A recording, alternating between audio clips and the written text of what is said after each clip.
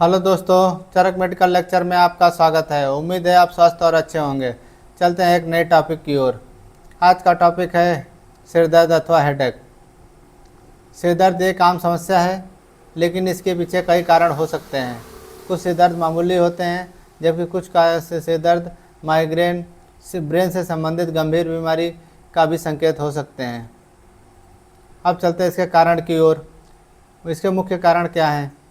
मानसिक तनाव और चिंता का होना, नींद की कमी का होना, माइग्रेन, हाई ब्लड प्रेशर, आँख की समस्या का होना, ब्रेन ट्यूमर होना, साइनस इन्फेक्शन इत्यादि। ये इसके मुख्य कारण होते हैं हेडेक के अथवा सिर दर्द के। अब चलते हैं इसके प्रकार की ओर। Tension headache, migraine, cluster headache, sinus headache और सेकेंडरी हेडेक। ये 5 प्रकार का हेडेक होता है। टेंशन हेडेक को आप समझ गए होंगे का most common dull and aching pain, जिसके कारण जो है हेडेक होता है। माइग्रेन में जो होता है वह आँखों के सामने धुंधला और उल्टी जैसा महसूस होना और दर्द का होना, ये माइग्रेन के लक्षण होते हैं।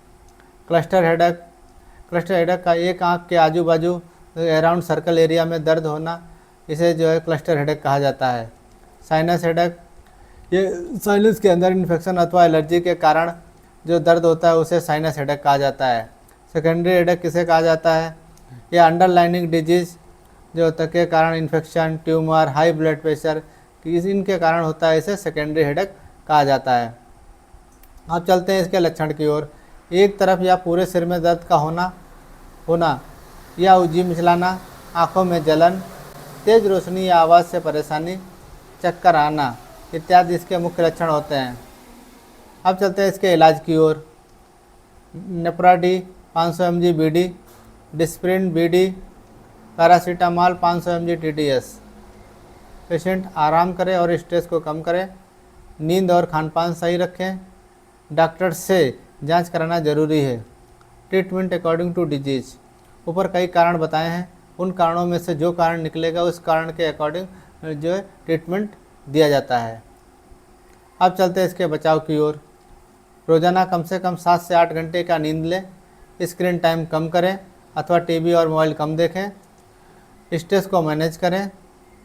कैफीन और तली हुई चीज़ें कम खाएं और हाइड्रेट रखें अथवा पानी ज़्यादा पिएं। वीडियो पसंद हो तो लाइक और सब्सक्राइब अवश्य करें।